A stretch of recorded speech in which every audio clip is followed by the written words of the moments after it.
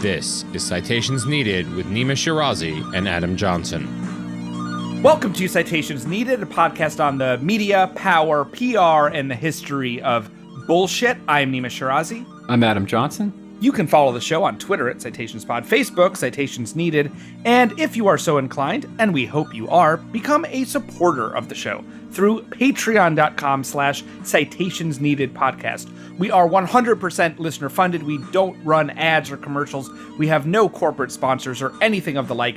We are supported solely by listeners like you. If you can, please help out the Patreon. If you like the show and you want to keep the episodes themselves free for everyone, please sign up there and subscribe if you can. We'll be very grateful. Thank you. Hitler was a product of his time, historian Kent Gardner told us in 1975, just 30 years after the end of World War II. Was Frank Rizzo racist or just a product of his time? Pondered the Philadelphia Inquirer in 2017 about the city's notoriously racist former police commissioner and mayor, just 26 years after his death.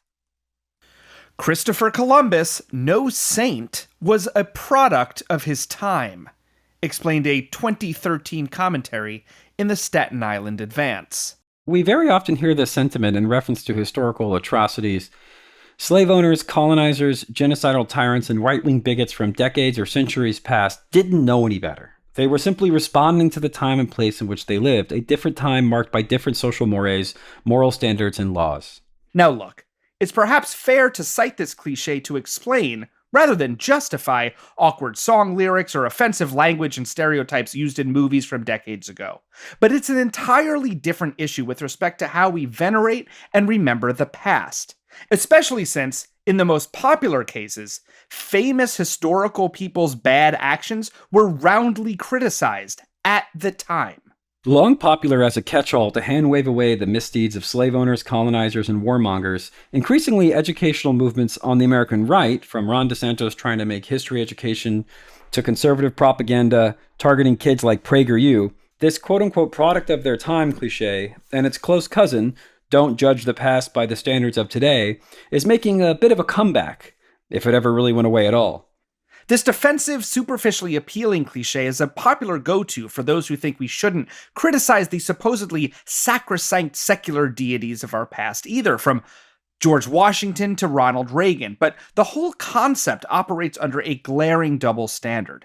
How can we take pride in and venerate the supposedly good things Americans in history did, while ignoring and dismissing the bad things? How can we pick and choose our moral inheritance at will? How does the need for us to downplay slavery, colonization, and Jim Crow continue to be such a strong political force? And whose interests does this downplaying serve in 2023? On today's episode, we'll dissect the notion that the reactionary forces of history have just been quote-unquote products of their time.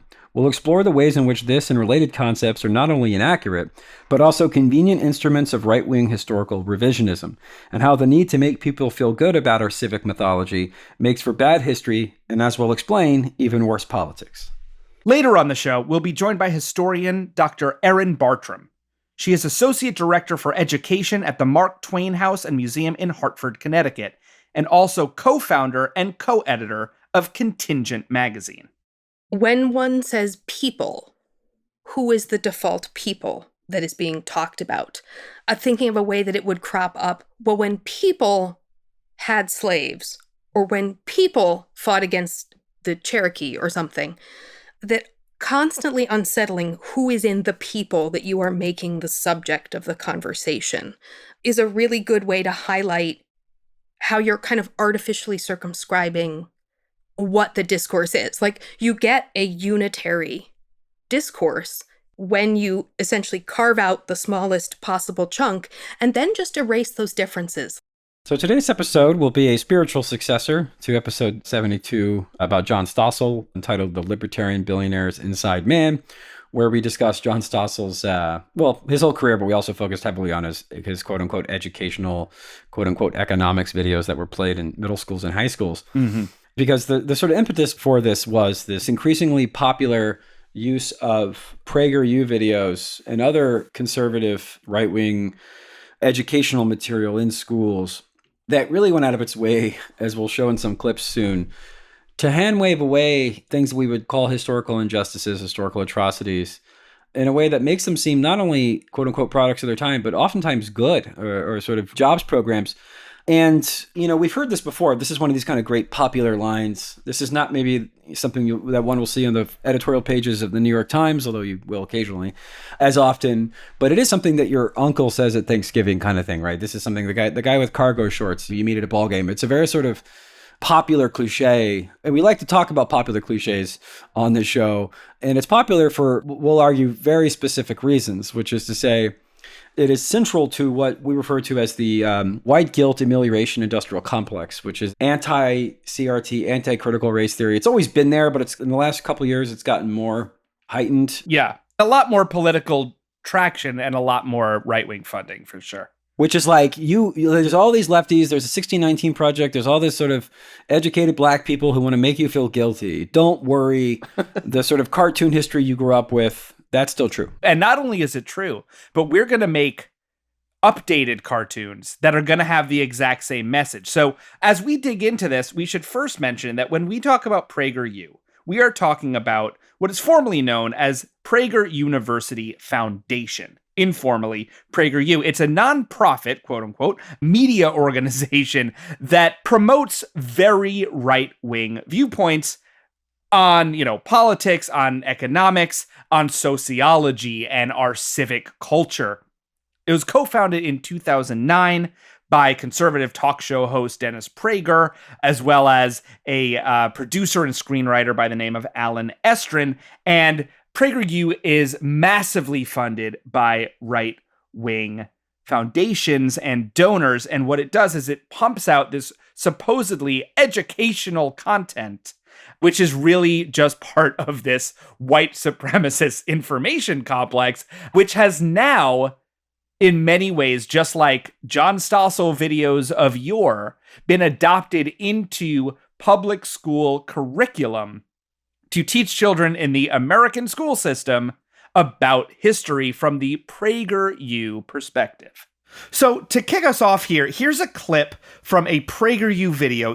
This is real, folks, we swear, where two time-traveling kids, Leo and Layla, go to meet Christopher Columbus. The entire video is basically an attack on the apparently outrageously woke notion that Indigenous Peoples Day is replacing Columbus Day on American calendars. And in this clip, Columbus himself explains that whatever you might have heard about him might sound bad with slavery and genocide and such, but hey, man, it's no biggie, because, everyone was doing it back then, dude. Take a listen. Slavery is as old as time and has taken place in every corner of the world, even amongst the people I just left.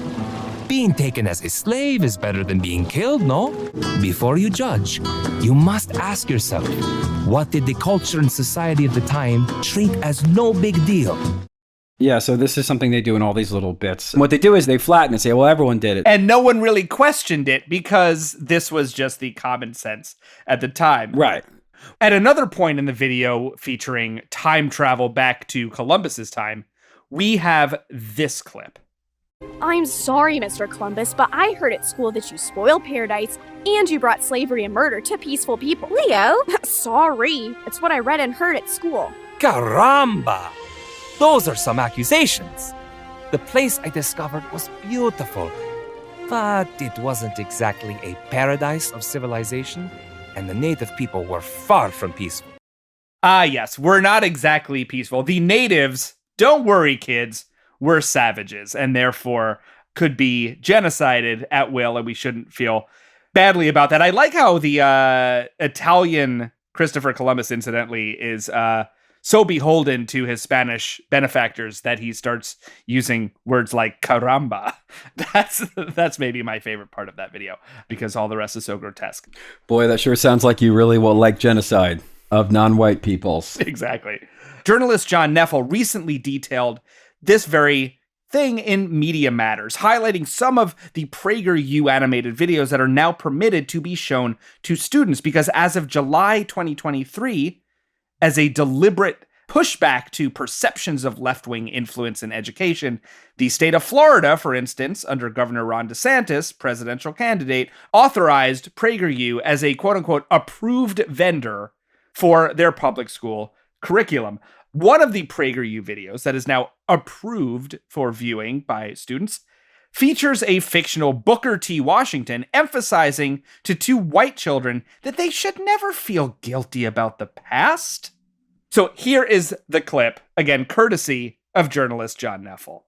It's true. Here in my time, no matter how hard we work, sadly, there is still often mistreatment and racial discrimination towards us Black Americans. We're really sorry that you have to deal with segregation and racism. Your sympathy is nice, Layla, but know that you have nothing to be sorry about. You and Leo have done nothing wrong and have indeed been quite respectful. Future generations are never responsible for the sins of the past. Okay, I'll keep doing my best to treat everyone well and won't feel guilty about historical stuff. Good. One way to put it. Yeah, so here, this of course is a total red herring without getting too much into it. It's not like people today need to feel guilty in some moral sense. The idea is you inherit responsibilities based on privilege. So for example, if my father goes across the street to some other family and steals $20,000 and gives it to me, and then he dies, and then the family across the street comes back and says, hey, you have that $20,000. It's not that I'm morally responsible, but you do have a certain responsibility for what you inherit. That's the sort of general idea behind inheriting certain privileges and certain advantages because of historical discrimination. But conservatives, again, because of the white guilt amelioration industrial complex, is all about making you feel better, is obsessed with this idea that the point is like to make you feel guilty for its own sake. And it's like, no, the point is to say that there are certain historical conditions that we inherit, much like one inherits the, $20,000 they stole from across the street. And that doesn't necessarily make it rightfully theirs without any sense of historical continuity. And all of this has to do with avoiding any kind of talk of compensation or reparation. And that is very explicit, right? Because as long as you bear no responsibility personally, and when you bear no responsibility personally by the millions or tens or hundreds of millions of people, all those individuals who are currently alive bear no responsibility for the past, do not have to feel guilty, do not have to make up for anything, and therefore it ends any kind of conversation about reparation. Now, this has been a current in our political and educational discourse for some time, this idea that bad guys, not by way of explanation or context, but by way of hand-waving or sort of justifying why we need to not condemn them or speak about them in moral terms, that they're simply products of their time. This has been something that's been around for quite a while. This kind of justification can be seen as early as 1892 in an article from the Memphis Appeal Avalanche, for example, raised the issue at the 400th anniversary of Columbus's discovery of the Bahamas. This is from Sunday, April 17, 1892. Quote, "New sources of historical information have been found in the archives of Europe, and instead of being a saintly individual who proceeded to discover this country on the most approved Sunday school literature plan, Columbus was as wild a blade as ever sailed the seas over. It is freely charged that the New World he plundered and Indians in order to satisfy the rapacity of his patrons in Spain, and he also became a slave trader. In short, Columbus was a product of his time, and not much better or worse than the rest of his contemporaries." That's the best part. It's like new information has come to light. New shit has come to light. And this guy sucked, but don't worry. He was a product of his time. He was a product of his time, and basically everyone else was genociding people on the other side of the globe. Don't worry. Basically, he was just doing what everyone was doing. Now, it should go without saying, but you know what? I'm just going to say it, Adam. Columbus was worse than the indigenous people he mutilated, raped, enslaved, and killed. We also now know that contemporaries of Columbus condemned his barbarity toward indigenous people. Sometime between 1499 and 1502, Spanish official Francisco de Bobadilla drafted a 48-page document, including the testimonies of 23 people who had either witnessed or heard about the atrocities Columbus and his men committed. The documents were uncovered in 2006. Historian Consuelo Varela told The Guardian this at the time, quote, "Columbus and his brothers come across in the text as tyrants," end quote. Additionally, Dominican priest Bartolomé de las Casas, who accompanied and initially supported Columbus, later documented the violence visited upon indigenous people and advocated for laws to prevent their brutal exploitation. And of course, it's not just Columbus. It was also true for contemporaries who were just kind of older. One February 1906 article from the St. Albans Daily Messenger weighed in on John D. Rockefeller, who was under investigation by U.S. authorities for trust making. He was the first ever U.S. billionaire who co-founded Standard Oil. He had been investigated by journalist Ida Tarbell for monopolistic abuses over a few years prior. The paper stated, quote, Mr. Rockefeller is a product of his time. He has undoubtedly driven hard bargains, and his measures have at sometimes been oppressive, but he is a genuine captain of industry. And the masterly hand with which he conducts his gigantic enterprise commands the admiration of the world, unquote. I guess because he was born in the 1830s. I guess he was a product of his time. Son of a bitch died at 97. Ida Tarbell was just one example of someone who had lived at the time of Rockefeller, who was one of his major critics. Obviously, President Teddy Roosevelt, among others, were, despite taking money from him, were major critics of Rockefeller as well as the dozens and dozens of people who had sued him over the years for his unethical and sometimes illegal business practices. So there were other products of Rockefeller's time who didn't act like Rockefeller, right? It's not that there was this, singular way that we thought about the world and Rockefeller was just acting on that. No, there was opposition to his actions at the time. The whole time. Certain Baptist preachers condemned him from the pulpit and refused to take his money. It is not again, this is something we'll get more with our guests, but the idea that there's one moral standard of every time is not true. It is simply not true. Now, let's leap ahead to the 1970s. Just 3 decades removed from World War II, this cliche, the product of their time, was invoked to defend none other than Adolf Hitler. This was an article in the Jackson Sun from Wednesday, August 20th, 1975. That's Jackson, Tennessee, not Mississippi. The article is headlined, "A Scholar Remembers Hitler." And it includes this, quote, Hitler was a product of his time.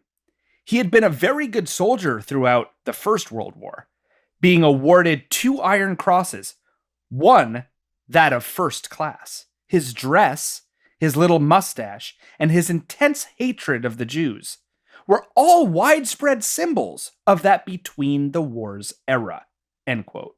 Now note, the equating of Hitler's appearance and deadly anti-Semitism in this article is quite staggering, right? Anti-Semitism was just apparently a symbol, a trend of the time, like the way you wore your facial hair or the suit that you wear. It was trendy. It's what everyone was doing at the time, Adam. No biggie.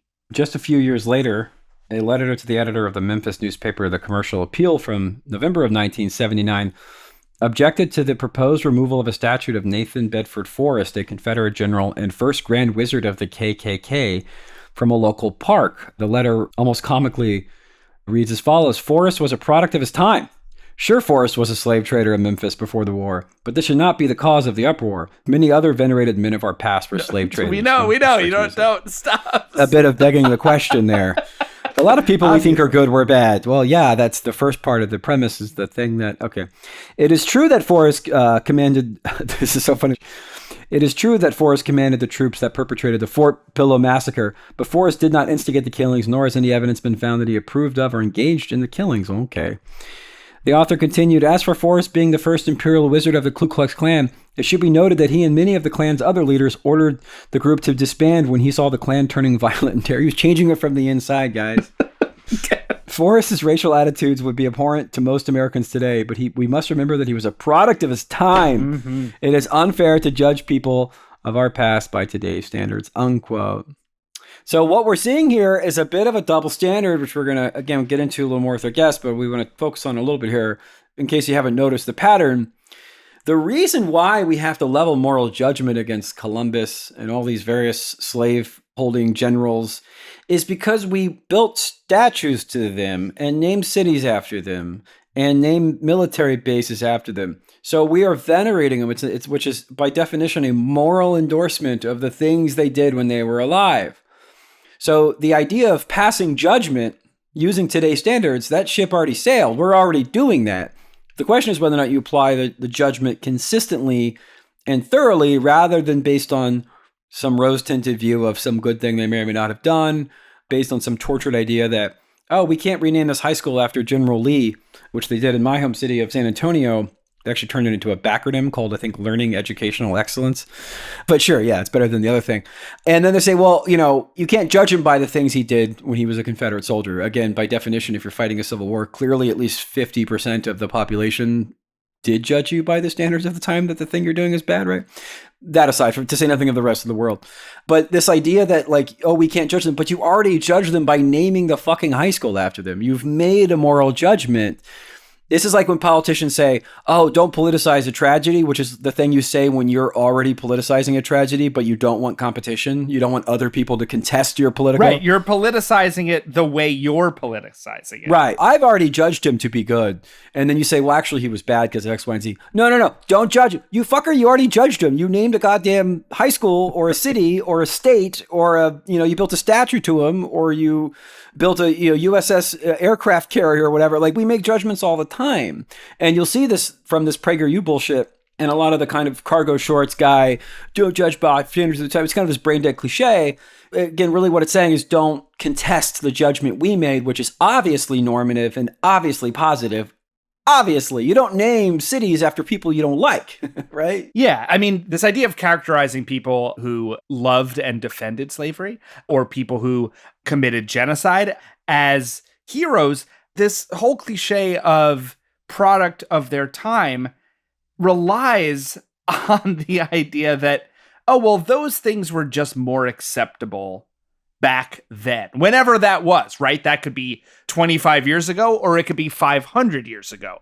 And to do the 500 years ago one, here's another striking example from the Chicago Tribune, this from July 14th, 1991, that seeks to convince readers that Christopher Columbus was, again, just like everyone else. The article says, in part, this, quote, but there is no mitigating Columbus's cruel exploitation of the natives of Hispaniola when he forced them to pay him tribute in gold, of which there was little on the island. Unable to comply, they eventually rebelled, whereupon they were exterminated. From a modern perspective, all this convicts Columbus of rampant racism.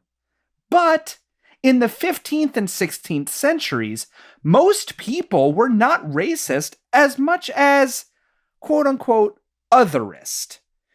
Almost all over the world, including among the Indians of America, everyone who was not part of one's own tribe, city, or region was an other, ripe for murder, rape, exploitation, or enslavement, with neither punishment nor even a guilty conscience as a consequence. End quote. The article would go on to trivialize contemporaneous criticism against Columbus in this way. Quote, there was some dissent. Bishop Bartolomé de los Casas, who accompanied Columbus on some of his voyages, admired the admiral, but detested the way he treated the Indians. He knew how evil slavery was. So did a few others, but theirs were decidedly minority voices, end quote. Now, I'd like to also note, Adam, that the voices that are deemed part of the majority clearly do not include all the people who were being killed and enslaved. Yeah, they're not a moral constituency. They don't get to render a moral vote. It's like we're only talking about certain Europeans here. That is going to be the moral majority consensus. And again, because we named the capital after him, as well as a Canadian province and state and multiple cities, we've already done the judging. The 2010s and 20s has seen this cliche pop up from time to time, especially in some of the criticisms, both in the UK and the United States, of Winston Churchill, who, of course, did a lot of extremely racist shit, but is still, he's held in high regard in the conservative imagination as this kind of great champion of Western culture and sophistication. A July 2017 piece entitled "Winston Churchill was larger than life and a perfect character for movies and TV." The Los Angeles Times called Winston Churchill, quote, flawed, and attributed his colonialism and fierce opposition to Indian independence, as well as his support of using poison gas in Iraq, to, quote, his time, unquote. This argument has appeared ad nauseum in relation to Churchill. The New York Times, even citing some contemporaneous criticisms of Churchill, gently called him, quote unquote, controversial in a 2018 book review. Quote, his views on race and empire were anachronistic even for those times. Well, that's an improvement. The carpet bombing of German cities during World War II, the quote unquote naughty documents that handed over Romania and Bulgaria to Stalin, comparing the Labour Party to the Gestapo, the list of Churchillian controversies goes on, unquote.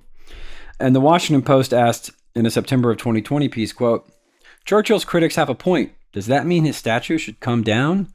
But it kind of does, though, doesn't it? Because, again, the statue is a judgment. As Daniel Todman wrote in his 2016 book, Britain's War, quote, even by the standards of his time, Churchill was a savage racist, unquote. Yeah, again, this is not something that is only a judgment being rendered from today.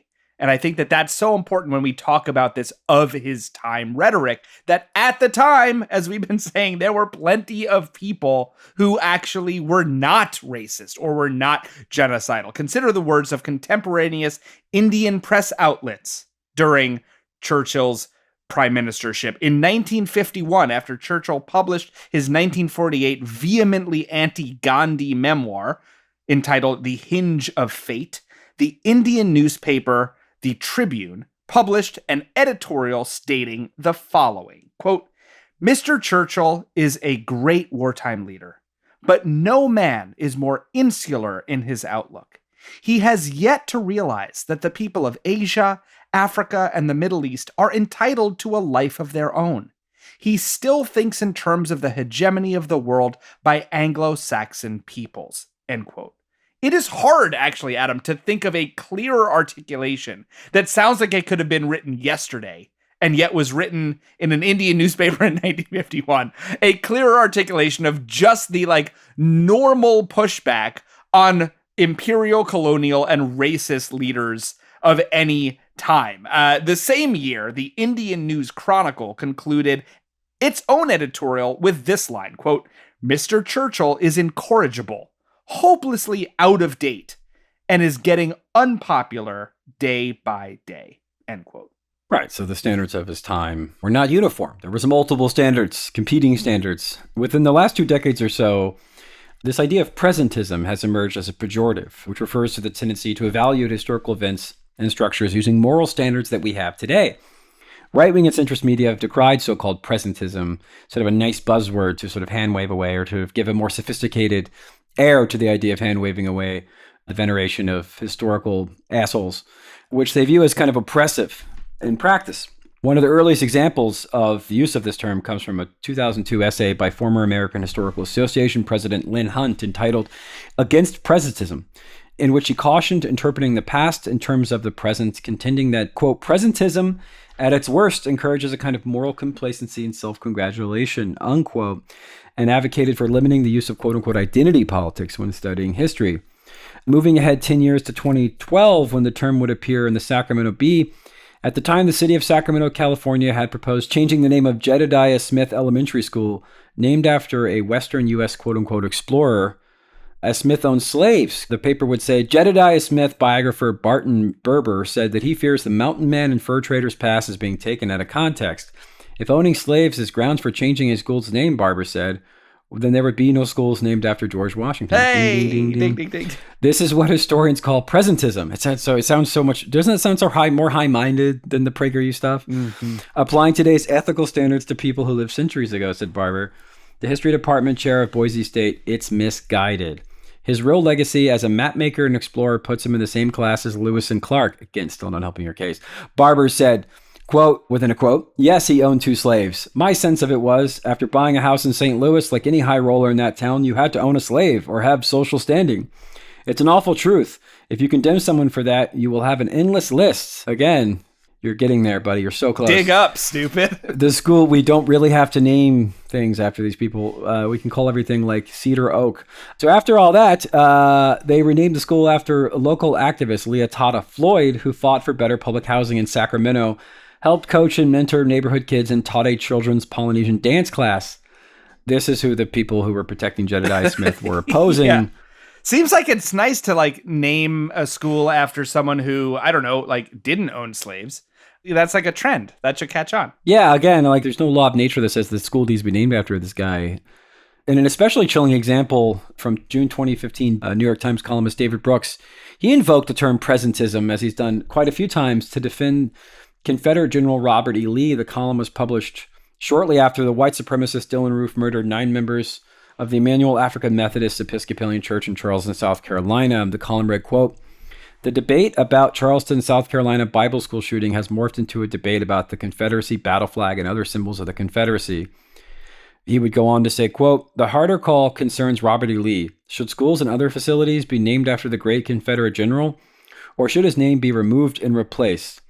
In theory, he opposed slavery, once calling it a moral and political evil in any country. He opposed Southern secession, calling it silly and a rash revolutionary act. Moreover, we shouldn't be overtly guilty of the sins of presentism, judging historical figures by the contemporary standards.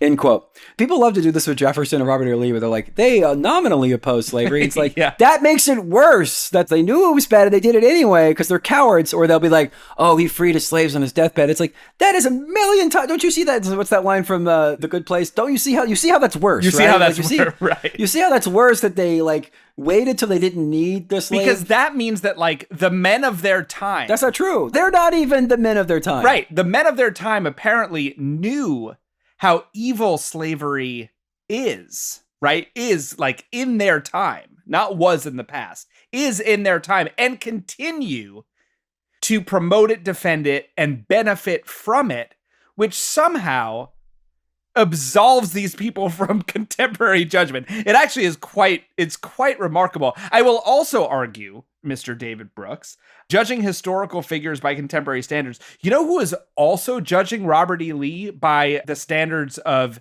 his day? The Union Army and people who were currently enslaved then, and free Black people in the North who joined the Union Army to defeat the Confederacy. So the idea that there was a contemporary standard that Robert E. Lee fit into by nominally maybe like hand-wringing about slavery, but ultimately thinking it was fine, well, clearly there was a war over it not being fine. And so even that argument completely falls flat. Because again, and I want to stress this, like, I'm going to say this now for the 800th time, but like, no one's going out of their way to render a formal judgment on like random obscure slave owners from 1832, because that's not a very urgent political question for today. The reason why we're rendering judgment on people like Robert E. Lee is because his schools are named after him, statues are built to him, Confederate flags are everywhere. Like, the judgment is already being rendered. Like, that's the thing. Because I think when people say, oh, well, presentism promotes self-satisfaction, right? Look at these smug liberals going around criticizing. It's like, no. You're the one who asked us to effectively make a moral decision rather than just conceding to inertia, right? Sort of historical inertia, right? The force of power. We have already made a choice to venerate this person. And what we're saying is that, well, if we're going to do that, then let's give a complete picture and let's cast a moral judgment based on the standards of today, because you've already done that because you built it today and you're defending the naming of right. the place today. You know what I mean? So there's this thing where it's like, oh, you're so smug. You know, you're sort of looking back and blaming this person. It's like, no. It's not a cosmic moral decision. It's not like I'm God judging him. That's way beyond my pay grade. It's a historical judgment based on the fact that we have decided to institutionally, as a government and as a society, venerate these people. Therefore, you invite a robust and holistic moral judgment because you've already done the thing where you've morally judged them. Exactly. And by opposing a fuller judgment, you are defending another current judgment, which is maintaining veneration, which is still a judgment, and it is still contemporary because you are continuing to do it. You know, complaints about presentism have raged on and on in the years since. Just about a year ago, in August of 2022, American Historical Association President James H. Sweet wrote an essay insisting that, quote, this new history, in which he meant presentism, quote, often ignores the values and mores of people in their own times, as well as change over time, neutralizing the expertise that separates historians from those in other disciplines, end quote. Sweet referenced his predecessor Lynn Hunt's 2002 piece, lamenting that the discipline of history, quote, did not heed Hunt's warning, end quote. Sweet went on to suggest that the New York Times' 1619 Project, which rightfully argues that slavery is a fundamental American institution, and the right-wing meltdown over it were equally guilty of distorting history. Sweet wrote that both turned history into a, quote, zero-sum game of heroes and villains viewed through the prism of contemporary racial identity.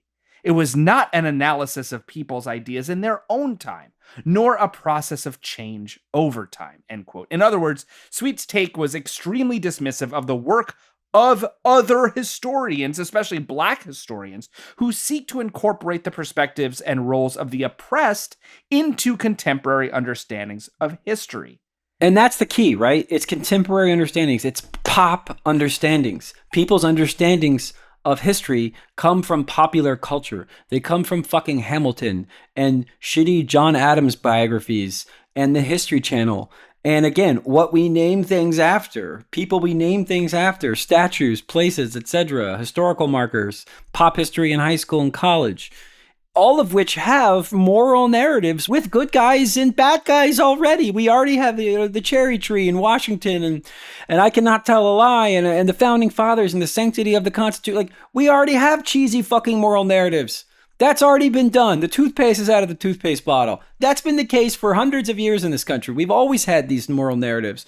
But then the second some Black scholar comes along and tries to complicate that, it's, oh, well, you're being too moralistic. And it's like, what the fuck do you think? Don't tread on my mythology. Right. It's like, I'm shocked to find, mythologizing going on in this establishment, yeah, right? Exactly. From Casablanca. And it's like, that's all we fucking do in this country is mythologize and create good guys. What fucking planet are you from? And so again, what they're really mad at is that they're getting competition, that people are problematizing and complicating those narratives. And then they say, oh, well, you're being too moralistic. And it's like, what's more moralistic than naming a fucking city after a slave owner? Nothing. That's like the ultimate. We're not, putting on writing an essay in some obscure journal is not remotely in the same category as naming places, colleges, universities, cities, towns, aircraft carriers. The name of a kid's public school where they are forced to watch PragerU videos. Like, of course, that's a moral endorsement. Obviously, that's what it is. And so everyone gets to feign like, oh, we were just the neutral arbiters of history until these uppity identity politics historians came along. And it's this feigned neutrality and this feigned like, well, we were just bespectacled historians. And it's like, bullshit. Everyone knows that history has a popular narrative. That is where it has political purchase. And everyone knows that popular narrative has been shaped with cartoonish depictions of U.S.'s relationship with slavery, colonialization, and genocide on purpose. To talk about this more, we're now going to be joined by historian Dr. Erin Bartram, Associate Director for Education at the Mark Twain House and Museum in Hartford, Connecticut. She's also the co-founder and co-editor of Contingent Magazine. Dr. Bartram will join us in just a moment. Stay with us.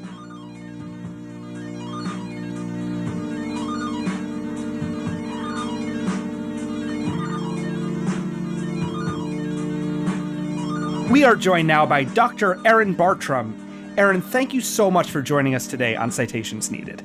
Thank you so much for having me.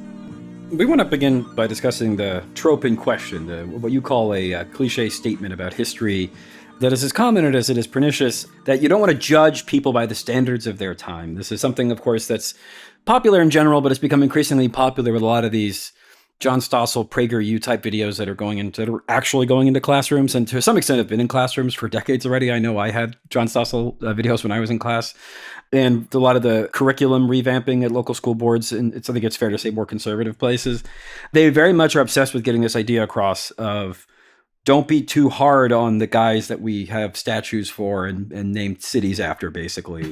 What we call in this episode the white guilt amelioration industrial complex, kind of a way of it's soothing, right? You need to give a pacifier to people who are angry.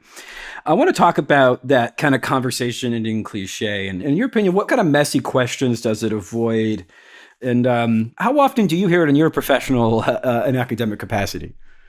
Well, starting with the last question, almost comically frequently. So it's a thing where sometimes when someone will bring it up to do exactly what you said, to end a conversation, or at least to redirect it away from something difficult, like coworkers will look at me like, oh boy. And I'm just like, I've thought about this a bit. It is particularly common when you're talking about someone where the speaker either feels an affinity personally, it's someone they hold up as a hero, or just more commonly, they're talking about someone who reflects who they are now. Not just did so-and-so have this bad opinion, but did someone in a similar social position to where I am now do this in the past? It's never done in an objective, quote unquote, historical way. It's always about, I don't know if it's projection really, but it's always about the fact that people are already doing the thing they're cautioning you against, which is making meaning for themselves out of the past. And they don't want the meaning they have made that is in some way central to their understanding of themselves to be challenged or disrupted in any way. And I think you run into it in the weirdest places, I think in some really common areas that are the kinds of things that upset people with Greek statues in their Twitter bios. Yeah. But it can crop up anywhere. And it is a thing where it's like, oh, you've just told me something about yourself without intending to. Well, because it's weirdly defensive, right? Like, let's take it maybe something that isn't as loaded. Let's say, like, King Tut's parents were brother and sister. Mm-hmm. And if I said, like, that's probably not a good idea to marry your sister and have children because it'll make the children deformed. And someone said, hey, don't judge by the standards of our time. Judge, like, I'd be like, wait, are you pro-consanguinity? It's a weird, you know what I mean? Like, it's a weird defensive thing to say. Yep. Again, if I said, like, you're not supposed to raise and destroy entire cities because, I don't know, some god told you to, no one would get all super defensive about that. You'd be like, well, yeah, obviously. But if you say, like, slavery's bad, they're like, well, come on now. So it's like, clearly there's something there. Well, and it's weird because they will very definitely stick up for things in the past that they would nowadays not say are okay. So it's this weird retroactive, like, defensiveness. And I wonder, some of it, I think, must be tied into something that I experienced all the time when I was teaching, essentially Whig history. This idea that for a lot of my students, I remember one of the last lessons we would do was on the way that Gen Z is often more likely to support torture than older generations, in part because of the way it's been really normalized on TV. And they would really be upset about it. And I'd be like, well, we just covered the period when I was a kid last week. And we did like U.S. interfering in Central American regimes and all of this stuff. And they were like, but it's different because this is when we were alive. And I used to sort of joke, right. I didn't know your birth heralded the dawn of a new age. Right. And a new standard of morality. Yeah, but also the inverse would be true, that often it was shocking to students that Puritans thought sex was fine because they had to have invented modern sexuality. So I think so much of it is actually down to people have no real sense of how long ago the past was. And I work and think about that a lot because I largely work with children who really developmentally have a different idea of it because their entire memory is 5 years. There's actually very little sense of how long ago any bit of the past was and how close anyone's morality is to the morality of people in the past. I think they just know, I don't want these people to be implicated in something bad because it's hard to stand up for yourself. And so I'm just going to kind of cut this off. I think also some of it is, and I'll be honest, I deal with this a lot. I am a woman who does history, and it means that most middle-aged white men think I know almost as much as they do. Naturally. About the past by virtue of having a PhD. Sure, almost as much. So I think some of that is no, but I read a book about this. By Bill O'Reilly. Well, or by David McCullough or Ron Chernow or the kind of Father's Day book table book. I thought you were going to say airport, but that's actually way worse. Well, you will not be surprised. This is a topic I have written on extensively. Man. So I think Father's Day history. Oh, that's brutal. Whereas my dad is happy when I give him the history of Boston baked beans. So who knows? But I think that it's amazing how quickly it gets deployed in these conversations. Like people just know it as an ender, and they are so surprised if you push back and say, well, yes, maybe we should. Right. Like maybe we should do this judging thing. Because fundamentally, they want it both ways, right? Like, this is the asymmetry that's never made sense to me. They want to have pride in the past. We want to have the B-2 flyovers and the F-22 flyovers and the sort of sentimental schlock about pride in the founding fathers and all this kind of constitutional huffing and puffing about what the framers wanted. And, we celebrate it. We have 5, 6, 7, 8 different patriotic days, of the year that have some version of ancestor worship. But then they don't want to have the bad stuff too. And it's like, if you're going to take the good stuff, you have to also take the bad stuff, especially when you hold it up as this kind of this sacred, ordained by God kind of providential narrative that it's like, well, which one is it? I mean, was it sacred or is it? Well, so you can learn history and you can learn from history, but if you try to reckon with history, that's like a bridge too far, right? There's this notion maybe that there's, an attack on history is also seen in many ways. And you just said this, Aaron, it's an attack on identity a lot of the time. Yeah. And I think, Adam, the point you made that you can't actually be proud of and want to claim a connection to the good choices. Right. And then also say, but the bad ones don't count. Right. That's we're calling balls and nothing else. It's just balls and hits. Right. No strikes count. It's so obviously about identity in a way that it often feels, to extend the baseball metaphor, I mean, it feels like I'm being lobbed a softball, or even like it's being put right on the, the old T-ball tee again. Mm-hmm. But it isn't easy, because when you push back and have that conversation, I might as well be talking to a wall. It is a self-contained discourse of the meaning of history that seemingly can't be punctured. The arguments we're talking about, it's the thing where if this cliche doesn't end the conversation, they end the conversation. Right. And I'm just like, well, please enjoy your day. I don't know what to do at that point. Thanks for coming. Please exit through the gift shop. So one aspect of this conversation that I'm really intrigued by is the idea that nowadays, in our present day, we have myriad perspectives, different sides of the aisle, different political persuasions. There's a whole spectrum of belief and knowledge. But in this mysterious past, whenever that may be, whether it was in the 50s or the 1450s, right? 1950s or 1450s or 50 BC, somehow at those different points, there was a singular monoculture, right? And you have written, Aaron, that one major problem is that at no point in time really has there been a single standard to judge things by. You've written this, quote, to shield them from criticism or judgment because the rightness of enslavement was a quote unquote standard view is to erase the fact that no society, even a culturally and religiously homogenous one, has a standard view of anything.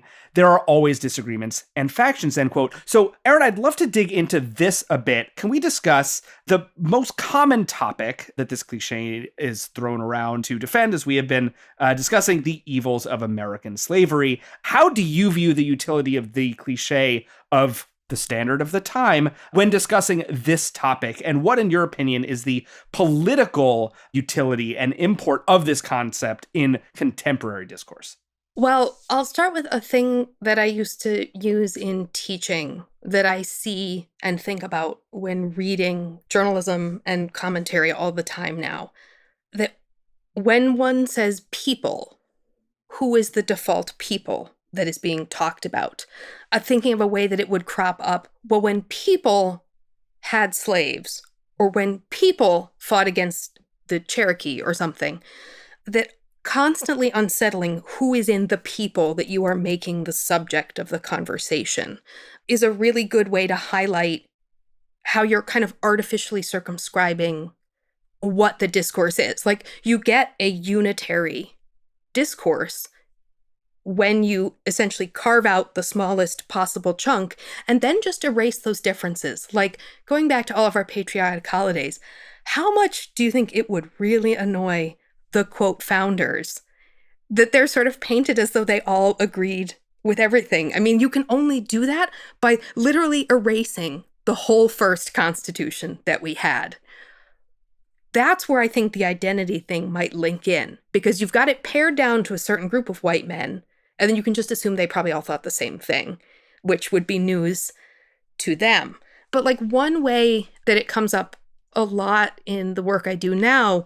So every month I put up at the museum some little short bit from Twain's writings that tends to be unfamiliar. And I have up this month a section of his autobiography. So this is written, about 10 years before he dies. So 1897, 98. He says, "In my schoolboy days, I had no aversion to slavery. I was not aware that there was anything wrong about it. No one arraigned it in my hearing. The local papers said nothing against it. The local pulpit taught us that God approved it. If the slaves themselves had an aversion to slavery, they were wise and said nothing. In Hannibal, we seldom saw a slave misused. On the farm, never." And this is a piece I use in programs all the time. I often just start with the first line. I was not aware that there was anything wrong about it. And I ask people, was there anyone around him growing up who maybe thought that slavery was wrong?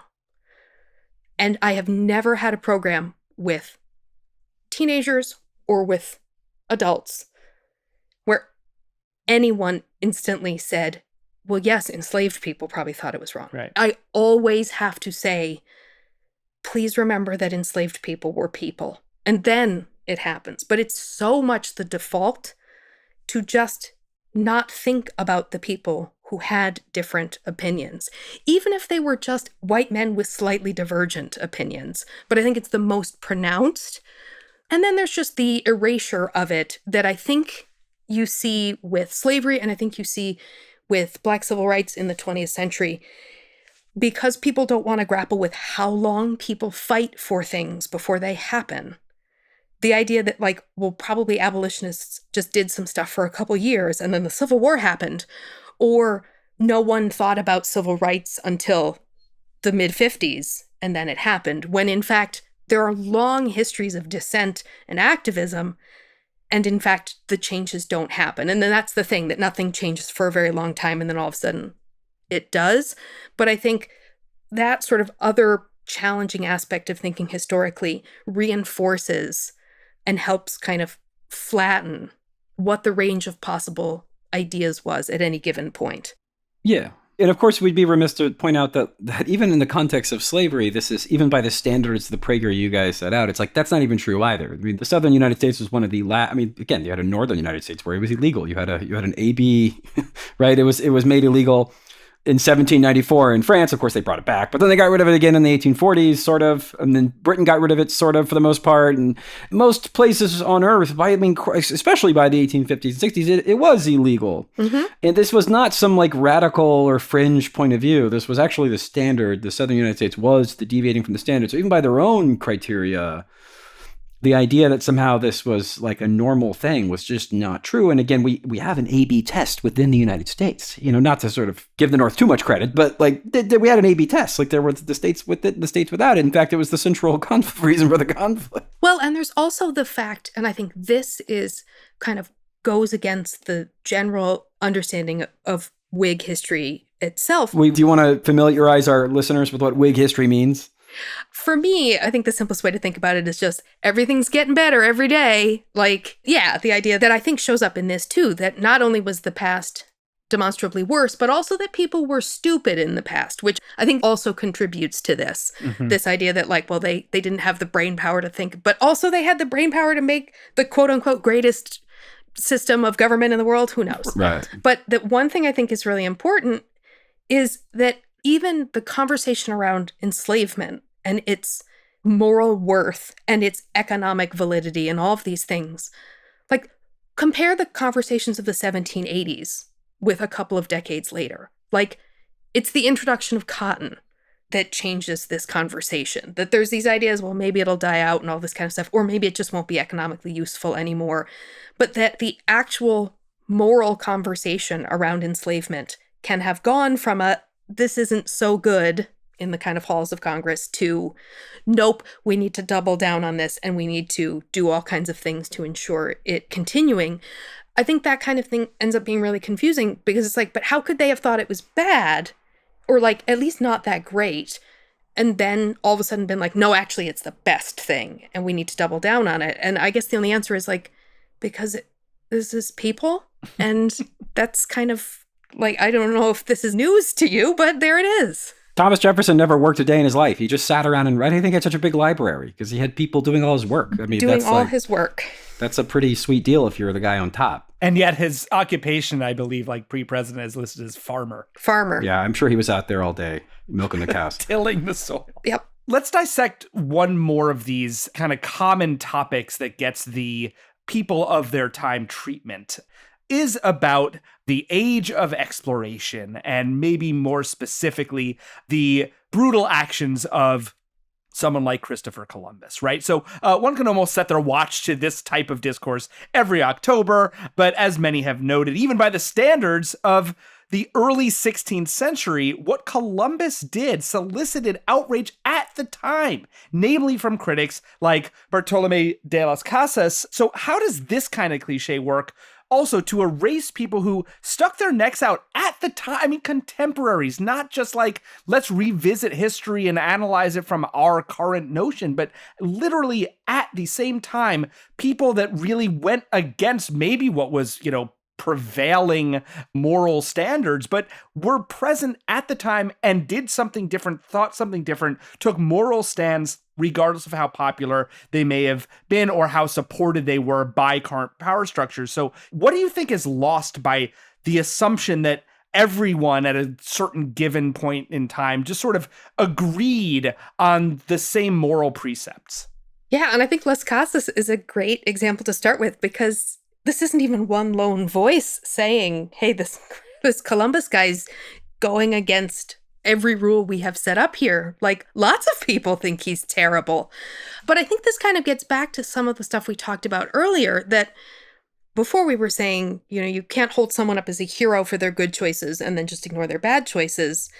But you also can't hold someone up as a model who stuck their neck out and did something brave without recognizing that that's a brave, hard choice because you think that was the morally good thing to do. So the other people weren't doing the morally good thing. And I think that's always we always sort of say people love to imagine what they would have done in the past. And I'm sure, you've heard this cliche, whatever you're doing now is what you would have done in the past, which is why it's useful to talk about a range of forms of resistance and the utility of voting for abolitionist politicians or whatever it was. Obviously less relevant in Columbus didn't lose an election. But I think it's not so much that it erases people who have stuck their necks out, but it kind of diminishes whatever you're going to say about them. If it was a brave thing for them to have done this, if they had some kind of moral clarity that we can applaud, then at least everyone else, and I think this is really this is what it usually is.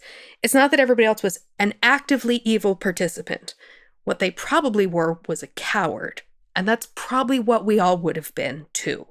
That's the thing that I think people are not necessarily thinking, I also would have participated. I would have had an encomienda. I would have enslaved people.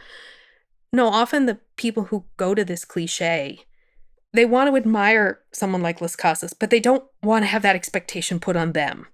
They don't want it to have to be a normal thing to make a brave stand because they know ultimately that's not a thing that they were going to do. Everyone imagines that they would be the hero that would have sheltered someone or hidden someone or helped someone escape. And in fact, what they would have done is walked by and not looked at their neighbor. Yeah, and of course, in many ways, it's sort of, there's something very childish about wanting there to be these kind of, because again, I think it does come back to a sense that both slavery and colonialism, especially in Columbus being the kind of first mover of European colonialism, it calls into question the broader foundational myths. Again, this is why we have holidays for these people. They have holidays for a reason, because they reinforce an ideological premise of our form of nationalism, which is, I think it's fair to say, a sort of historically a white supremacist nationalism, a city on the hill, settling, colonizing project, manifest destiny, blah, blah, blah, all the cliche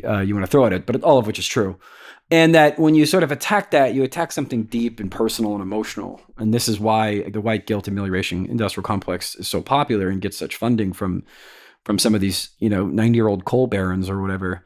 And of course, there are kind of liberal versions of it too, but it's increasingly popular in these kind of right-wing Mick histories. It does attack something very kind of basic and fundamental about their positions of power and their place in the world. Because if you do say, like, look, it doesn't really matter that you're in this kind of Whig history or this sort of narrative of progress, it doesn't really matter that the country you're loyal to is that it be axiomatically good.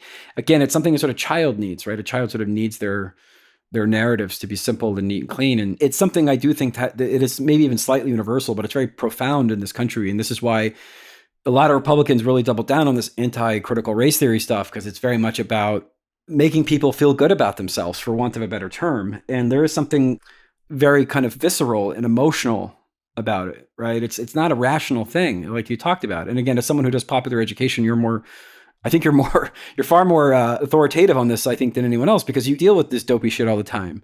So, I mean, again, without pathologizing too much, I mean, do you kind of see it as something that is fundamental to their identity, or is that maybe being a little too ungenerous? Well, I've been thinking about, I'm here in Connecticut, a place where I didn't even really realize till fairly recently how deeply Italian Southern New England is. I just sort of think of these things as default because that's what's around me. But, one of the arguments around Columbus Day, which in our state is no longer Columbus Day, but one of the arguments around preserving it is this is actually the reason we have it, is important for Italian American heritage and all of this. So even drilling down to the historical roots of it aren't often enough to get rid of it, because it's in fact a holiday that celebrates a time before an immigrant group fully ascended into white dominance. That really, when they say, well, we're celebrating this, but it's actually to celebrate this. But then you say, hooray, you did it.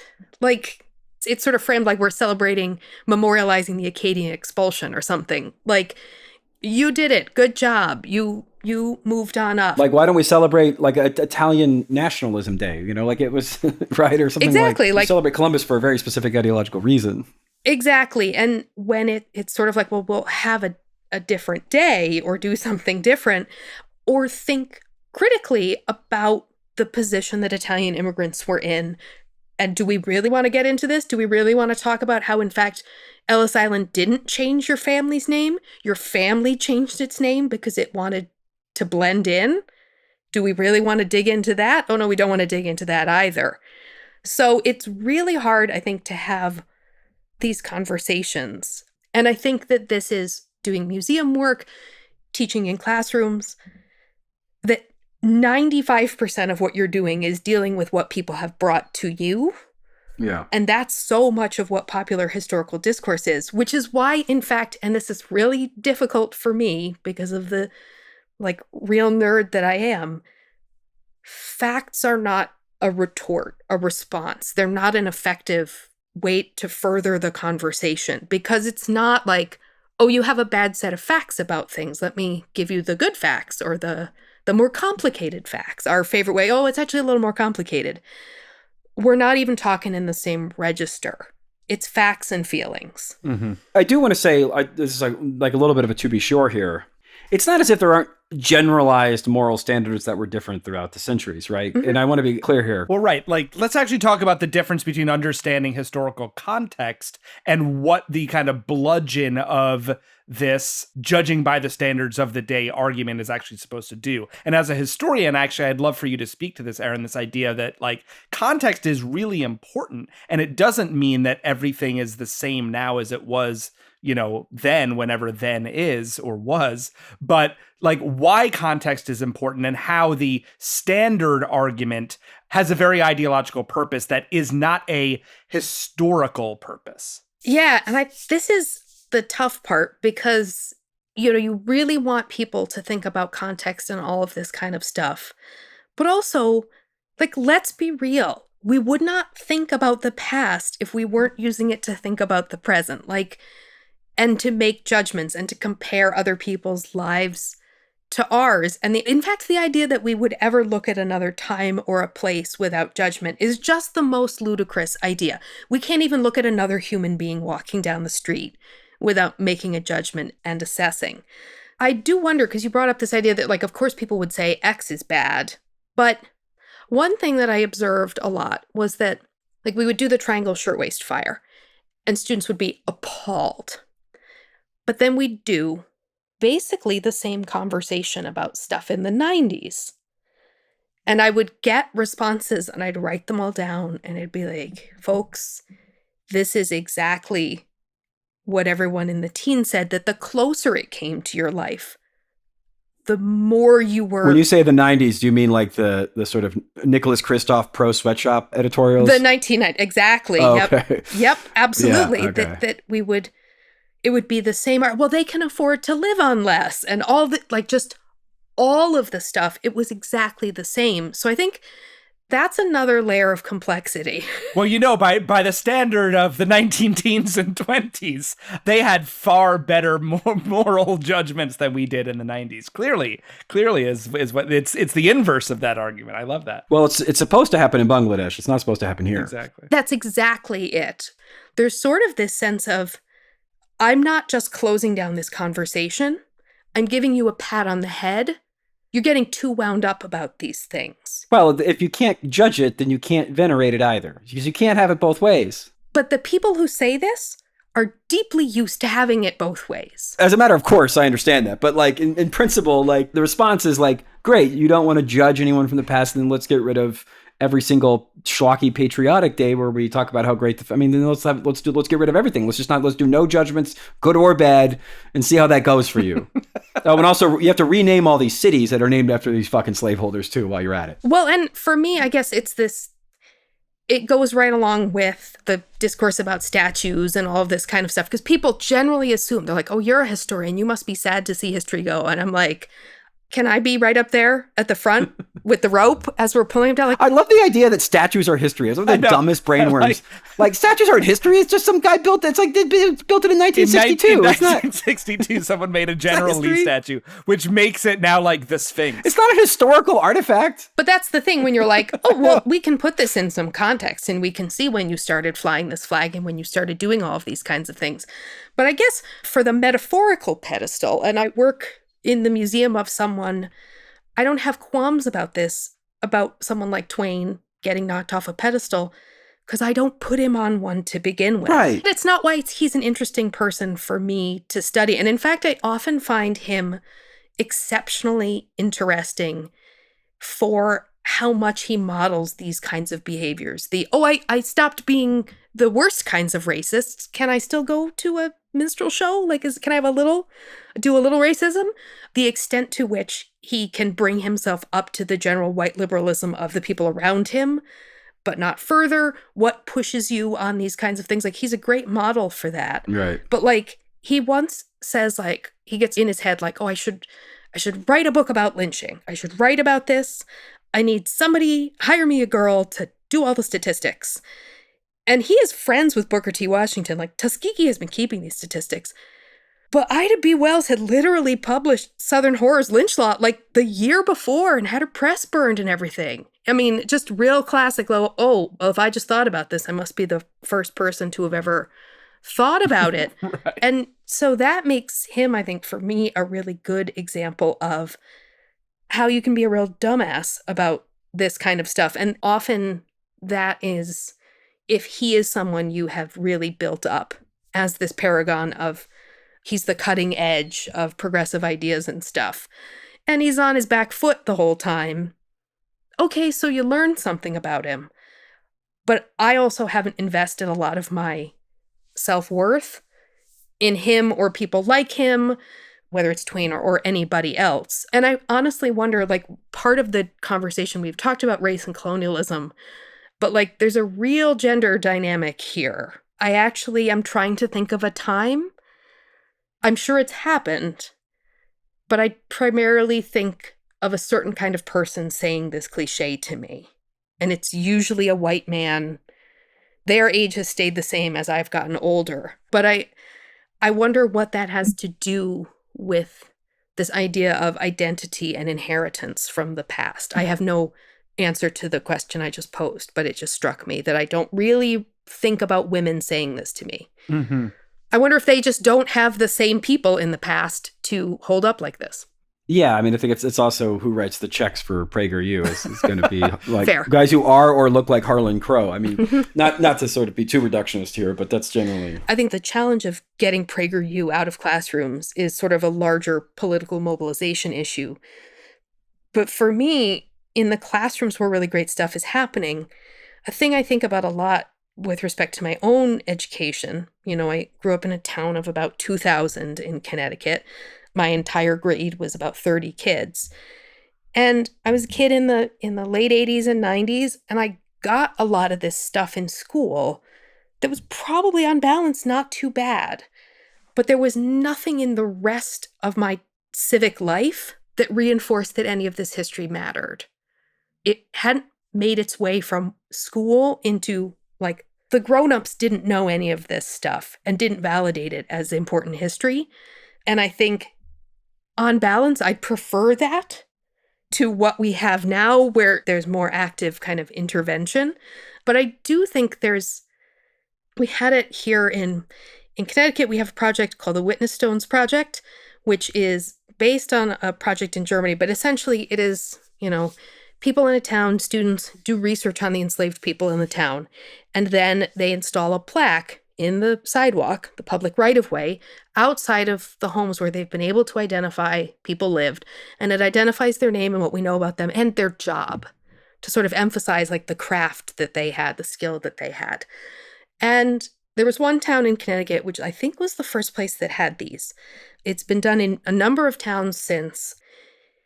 A couple of years after the Witness Stones happened, then the students in the high school wanted to change the mascot.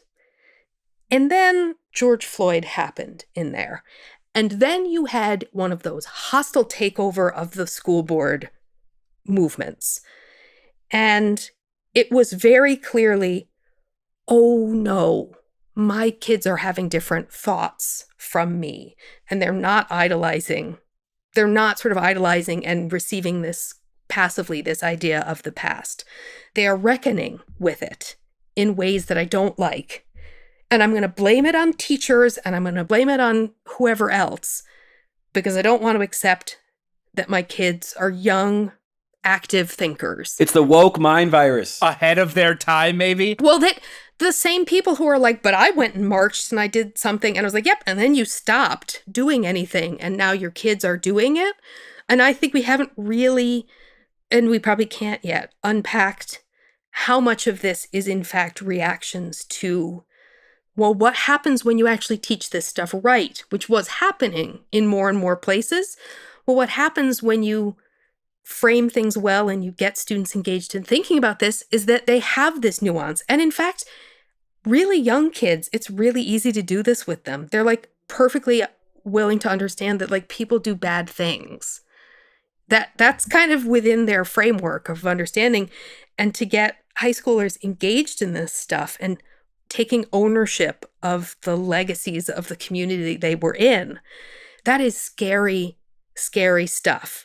And it's why it started with high schools, because that's where you can control things. And I always used to tell students when they'd say, why do I have to take another history class? I'd already took one in high school. I'd say, well, in this one, we're going to read Huey Newton talking to the Panthers about whether they should ally with women's lib and gay rights organizations. Did you read that in high school? No, because you were a minor and you weren't allowed to read things like that. And now we obviously see that's gone much further in Florida and things like this. But I think this moment as a backlash to what happens when young people do engage with and think. And I'm sure they are also the recipients of this kind of conversation ending cliche all the time. And they probably are less tired and maybe could tell us some successful ways of pushing back. Right. I think I'm maybe just done. Well, I think it's, it is so important to kind of, just realize both the kind of liberatory effects, obviously, but also the danger that demythologizing can do, and that's why we love having educators and historians on the show. So really just cannot thank you enough for joining us today. We've been speaking with Dr. Erin Bartram, historian of 19th century women, religion, and ideas. She is the Associate Director for Education at the Mark Twain House and Museum in Hartford, Connecticut. and also the co-founder and co-editor of Contingent Magazine. Erin, thanks so much again for joining us today on Citations Needed. Thank you so much for having me.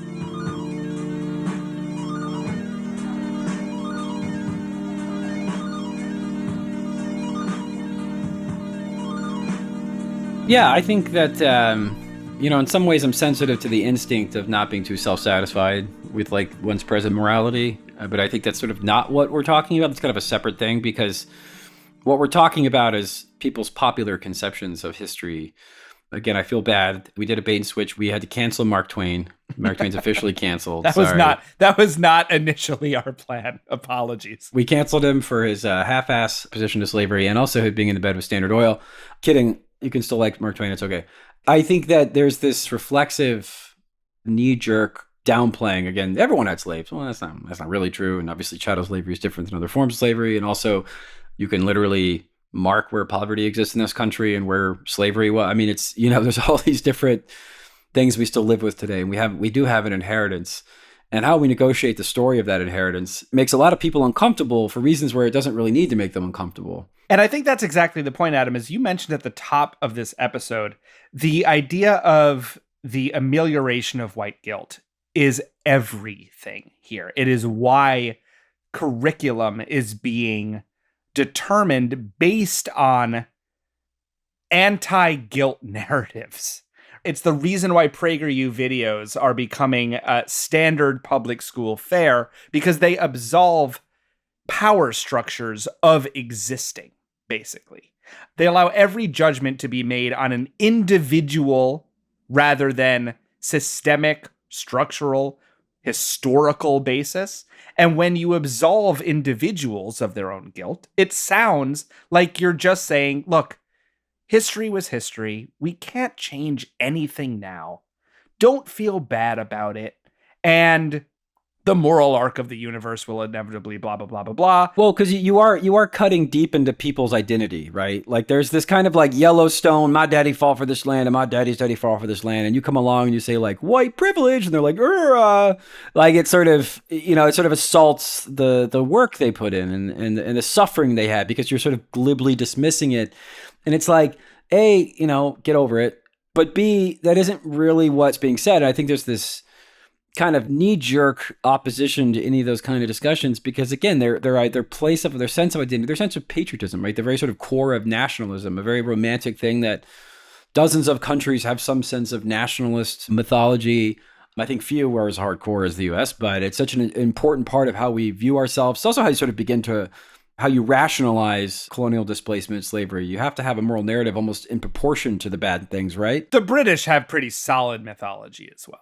Yeah, totally. Similar civilizing missions, claptrap. And that's the thing, like, you can simultaneously, I think, Adam, this is also part of it. The idea, and we've talked about this before, the idea that it's okay for things to be complicated. And I don't say that as like, oh, history is complex, like, yada, yada, yada. But, like, it is okay to allow yourself to think in some kind of perhaps a little sophisticated ways about the contradictions of human beings and of our own history collectively as a planet, and talking about, let's say, British mythology and history making, it is okay to be amazed and mesmerized and impressed by the fact that, like, thousands upon thousands of British sailors and their captains and commodores sailed across oceans and braved, Cape Horn, while also recognizing that a lot of them were like grotesquely racist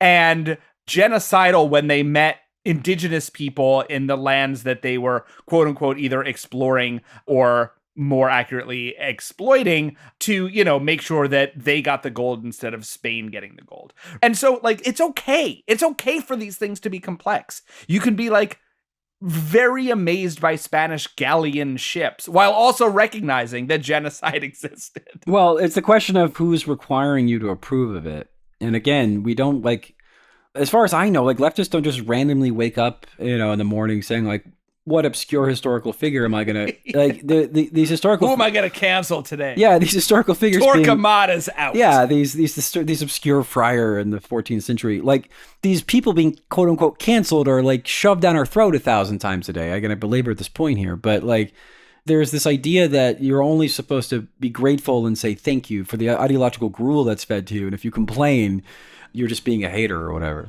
That's right. You always need to ask for some more. So that will do it for this episode of Citations Needed. Thank you all for listening. As always, of course, you can follow the show on Twitter at CitationsPod, Facebook, Citations Needed, and become a supporter of the show through patreon.com/Citations Needed podcast. All your support through Patreon is incredibly appreciated, as we are 100% listener funded. And as always, a very special shout out goes to our critic level supporters on Patreon. They include Jason Eason, Chris Sarah, Dash X, James Michaela, Greg Westneat, Drew Johnson, Max Belanger, David Bettner, Brendan O'Connor, Ultra Miraculous, Zappo, Sturm Wyvern, Darren Brady, Bart DeCourcy, Ra, Max Wilsey, Blake Munell, Xenia Zadvornik, Brendan Hines, Doc Reitzel, Philip Moss, Brad Hayward, Zach Cathcart, Lorenzo Mitchell, Ben Lazar, Morgan Green Hopkins, Ed Zitron, Corporate Zombie, Eric Joyner, Buzz Among Us, Stinky Pete, DL Singfield, JM Geralt, Chris Vincent, Nigel Kirby, Scott Roth, Porter Schutz, Zachary Henson, Josh Durlam, Joe Wengert, Steely Dan Halen, Douglas, Danger Manley, Green New Neil, Trazdat, Brickshop Audio, Supple Old Man, David McMurray, MSP, William Rush, Garrett Geisler, David Zeiger, Jameson Saltzman, A Very Throwable Brick, Bitcoin Wallet Inspector, Shockfist, Weed Lord, AI Scare, Backups Care, and of course, Computer Scare. I am Nima Shirazi. I'm Adam Johnson. Our senior producer is Florence Burrow Adams. Producer is Julianne Tweeten. Production assistant is Trenda Lightburn. Newsletter by Marco Cardellino. Transcriptions are now by Mahnor Imran. The music is by Granddaddy. Thanks again, everyone. We'll catch you next time.